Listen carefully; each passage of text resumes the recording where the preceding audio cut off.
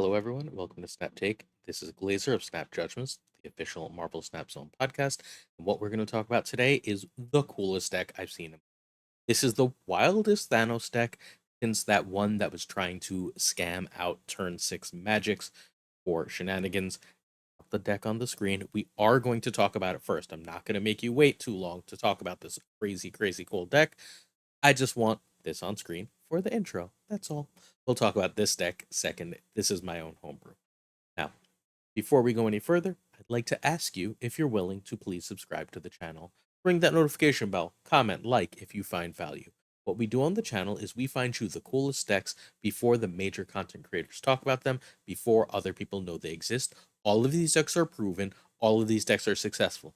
They either win tournaments, or they get infinite, or they grab infinity borders, or the weeks before, grab multiple infinity tickets. They're proven, but they're not known, which means that you get the benefit of snapping earlier, snapping without your opponent knowing exactly what's in your deck. And when you're able to do that, you can achieve your goals in Snap. Hit infinite, you can get those infinity borders. You will play more effectively, having information that your opponents. That's what you get for subscribing. We have one other new thing we're doing on the channel. We are releasing 3 or 4 times a week. It's going to be every other day on the channel. A short with a quick tip that will help you improve your gameplay, think more critically about the game from one of Snap's top creators, Snap's top players. I went and asked. I know a lot of people. I cast major tournaments for Snap Battle Arena, Snap Zone. I know a lot of the top players in the game through all of these means and friendly. Uh, I've asked a lot of the top players, your Lambies, your Dens, some you haven't heard of that are phenomenal players like Keen Koala, what their tips are for being better at Marvel Snap, and we're going to do those in shorts every other day on the channel. The first one should already be up, so make sure you check that out. These things seem good to you. If this seems like it provides you value, help us out with that YouTube algorithm. It's free, it costs you nothing, but it does us the favor of helping us grow and helping us reach more people on YouTube. So please sub, like, comment. Deck. All right, this is the deck we got to talk about. I named this G deck. Pete is a phenomenal, phenomenal tournament player, a Filipino tournament player who, I mean, a couple weeks ago, about a month ago, Jeet won a Snap Battle Arena and then showed up like the next week after being second place, and then showed up and won like a Snap Fan Open with the same deck. This is insanely cool. And you're going to look at this deck and go, I don't. Well, the first thing it does, the obvious thing it does, let's start there. The most obvious thing this does is it has the Time Stoner Psylocke into. If you get that lane locked down early, you have the opportunity to do things on turn 5. You can do a Devil Dinosaur, and then you can play Odin on stones and surprise fill your hand. That's a great way to win games of Snap, right? You can also, if there's a lane that's locked off besides the Professor X lane that you need to get into, White Tiger. That's especially powerful on Wong. If you're losing that Professor X lane, oh, Ironheart on that Wong, or especially with an Absorbing Man if you had a stone who played the turn before, or doing this the last turns of the game, is another excellent, excellent way to get a ton of power on the board, right? Like you're just spreading power out with these cards. That's really the match. Iron Lad in this case is a backup for that game plan, and Jeff is an extra way to get Professor X's. This is all well and good. None of this is why the deck broke my brain as I casted that Snap Battle Arena tournament earlier this past weekend. This deck went 5-2. It lost to very high variance games to I want to say the top two of the top 3 players in the tournament. This deck is legit. It's a tier 1 deck, not like a sort of deck. A lot of people are trying to play a lot of cards on the last turn. One of the things you can do with this deck, you can Wong on turn 4, and then on turn 5 you drop Wave and Psylocke or Wave and Time. Now on turn 6 you have 8, and you can play 2 cards. You can go Devil Dino. You can go Thanos and Iron Lad. You can play whatever 2 cards you think best. Maybe you want Shang in this. If you want Shang in this, that's probably the Ironheart slot. That's the only change I can even think.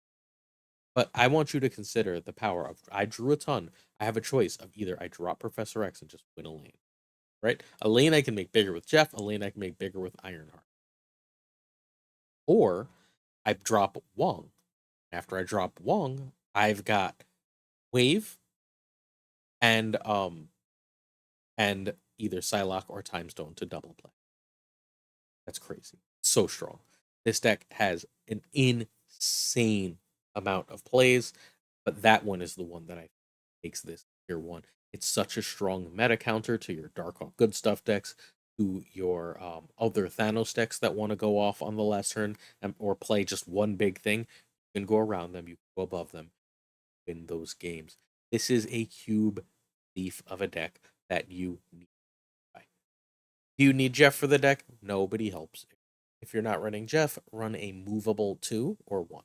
So have Silk and not Jeff. 1, I probably should have bought Silk, even though Silk's really good. Silk works perfectly fine here. You can just run Nightcrawler just fine. You just want a way to get into that whatever lane you're drop Professor X in. You'll have to do it with Nightcrawler before you drop Professor X, but that's totally. If you don't have Iron Lad, then the change is easy. That's Shang's spot. This deck does not hate a Shang-Chi. It doesn't go super duper tall. It goes tall, but not super duper tall. Although that Devil Dino is very often 17 power. One of the ways that you like win games with this deck is your Devil Dinosaur gets played at like 13 power, and then last turn of the game, you're dropping an Odin or an Absorbing Man on some stones, and you're just drawing 2, 3, 4 cards. Like the stones are already out, right? So your last turn of Odin is just going to draw a bunch of cards, and now that Devil Dinosaur shoots through the power, and you win the game. The combos with this deck are absolutely sick. And remember, like, there are games where like a location is just locked off, and you can just go Wong, White Tiger, Odin, and fill a board with a bunch of tigers, and say, okay, now beat 21 everywhere and like 12 in this. It's going to win you a fair amount of games to snap, especially if you manage to do that on a lane with a card like Ironheart. That's then going to trigger a bunch of time. These This deck is extremely versatile, extremely cool. I've been playing it and like I just don't want to play anything else right now. I'm in love. And like, mind you, I love Move, and there's a Move Thanos that came in first in this very same tournament that we talked about in a video yesterday. Make sure you check that out if you haven't. And I'm still in love with this one. Like, but these two decks are just like the coolest thing in the world. If you can get close to playing either. Our second deck of the day is a homebrew. I shared this exact deck in a video. I don't know. Last time we had the OTA that buffed Absorbing Men, and so made a post on. I made a bunch of homebrews in that video. I made a bunch of homebrew decks. So I posted on Twitter, and if you're interested, follow me on Twitter at SnapJudgeCast. That's at SnapJudgeCast on Twitter. And I was just like, hey, does anyone want to help me test out my homebrews? 3 of those decks, I had 8 decks. 3 of those decks panned out to be like 65% win rate, real cube rate decks.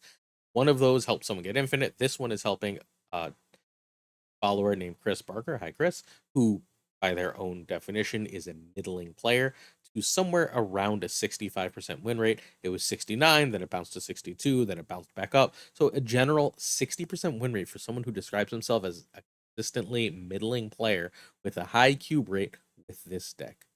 The general gameplay is Echo is there to protect your Wong largely if you don't. It's also really nice to snipe a Zabu or Darkhawk when you get lucky that way. Your general play lines are to do something like um, you can always Wong Panther Zola, right? You can also um and like sorry. You can also get Zabu out to make this all cheaper. It's not terribly important. Okoye is a really nice power bump for Absorbing Men, Panther, and Thor. You can also Wong Thor, get double Mjolnir, chain them, get them both out, and then you can play them with Odin to get a ton of power on the board. You can also play them with Absorbing Men to get a bunch of power. Remember, Absorbing Men will not get the Thor buff, but he can copy Mjolnir to make Thor bigger. So you can also play Thor into Absorbing Man into a card like Wong, and now you've got 2 Mjolnirs in the deck. Then a Jane Foster is really good, and you can spend your last turn Zoling your Thor into 2 locations and then playing double Mjolnir. You have a backup plan here. Your backup plan is very simple. It is basically get Wong out and drop a Doom on it. Doom is again terribly important. Neither is Zabu. These cards for pivotal. The play lines here are really strong and really predict. There are worse things in Mortal Snap to do than to go Wong into Ironheart, into say Panther in a location, into like an Odin, and spreading some power around the board. Like that will win a fair amount of games, especially if a location is locked off. At that point, you're probably better dropping Doom on the last turn. But there's a lot you can in any ramp stack over the top. But I like the opportunity to drop those Mjolnirs because the deck is basically built around either making a big Thor multiple places at the end of the game. You should be easy to lose priority with Thor because he's just a 3/4, right? You're playing a 3/4 and a 4/2 or a 4/5. Then you're playing a 5/8. So lose priority, end the game by Zolaing that Thor all around. Or you can Zola some Mjolnirs around if you got another lane through whatever necessary. You can also, of course, go Wong Panther Zola. Obviously, that's a dangerous play. If your opponent has Shang, that's dangerous, right? But remember that that first pump on Panther, especially without Wong, is only 8. So you can play around Panther at least partially that way and gain a bunch of power. There are also games where you will go Thor in one location, Absorbing Man in another. Go get your sorry, Thor in one location, Panther in another. Go get your Mjolnir, and then you can win by playing a Mjolnir with an Odin on top of it, both on top of Black Panther. That's going to give you a 16 power Panther and a 16 power Thor, along with Odin at the end of the game. Prize. Gameplay here is really good. You don't need Echo for the deck. Most any good one drop fits. You just want something that really curve. Um, this man works perfectly fine here. Okoye might well be Scorpion. Okoye might well be lots of cards.